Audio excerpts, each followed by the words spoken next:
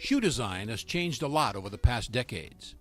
To different people, shoes have different purposes and meanings.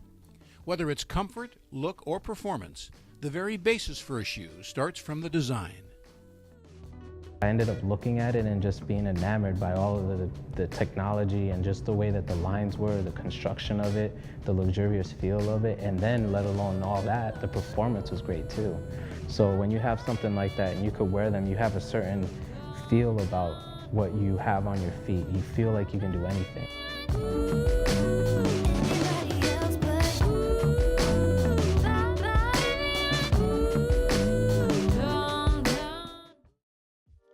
My story with shoes starts in, I've always been into shoes, right?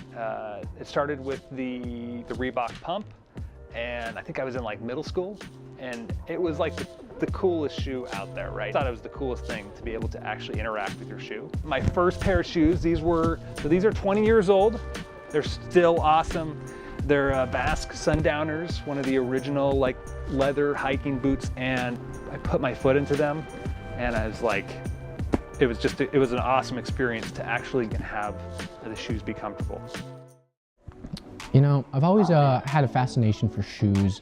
A lot of my friends' parents worked at Nike, so they were always wearing really nice shoes. And I also really want nice shoes, so kind of saved up some money, built up an allowance, and my passion and my drive to buy shoes just started there. I like design as expression, so like I'll wear a certain design when I'm feeling like a certain mood, happy, sad, whatever it be. Design is just personal expression, it's art. Can't really do art wrong, but it's like how you see the world. Sneakers mean many different things to different people. Their designs are admired for both comfort and style. To get more information on the design process and the evolution of design in the past 20 years, we went to the place where it all started.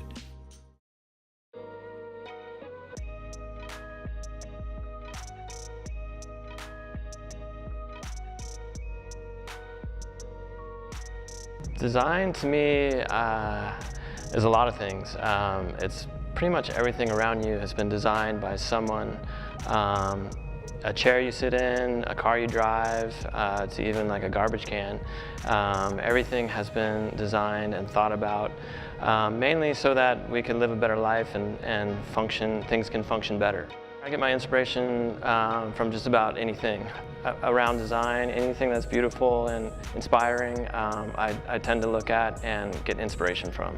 In my designs, I think storytelling is a very important part of what people are looking for these days. I think they want to understand and remember. Either it could be something from the past or telling a story of an innovation from the future. Since 1995, design has changed quite a bit. I remember when I first started designing basketball shoes. Back then, everything was done by hand, so we sketched on paper, we drew tech packages and the final drawing on paper. And a lot of times we'd have to go to the Xerox machine and copy things and then come back and make changes on the paper. So it's very, very hands-on and physical, whereas today, things are so quick. There's so much innovation. A lot of things are done on the computer, so I'll end up sketching a little bit, but then I'll go straight to the computer, and really it makes things a lot faster. Materials for performance and innovation and inspiration and storytelling, like for the Air Jordan 33, this was the very first prototype that we built here, and this is the prototype that we actually took and gave to Michael Jordan. And when we were talking about inspiration behind this one, it was all about flight utility and spacesuits and the future of flight. And so we were very inspired by things around NASA and spacesuits. And so that really started to inspire the overall look of the shoe and even the material. And so when we were able to give this to Michael Jordan and took him through the storytelling and the inspiration, he was able to look at it and really understand it and start to wrap his mind around the design of the Air Jordan 33. People like to say sneaker culture, but it's more so an incubator for brand new thoughts, right? People that are trendsetters, that are not willing to buy what the status quo is buying.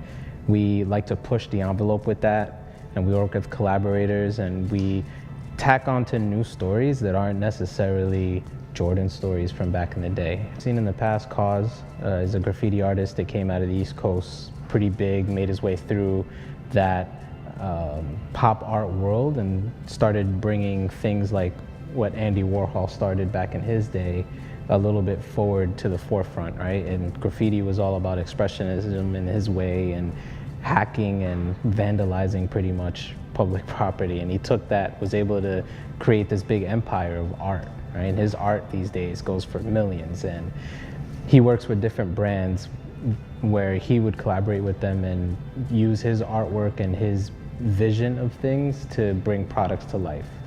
And we did that utilizing the Air Jordan 4. And with Travis Scott, I think is probably one of the biggest hip hop artists right now. Travis Scott, I think, is a great proponent for us because not only is he a great artist, but he is almost like an art kid, and he loves to just have his own look.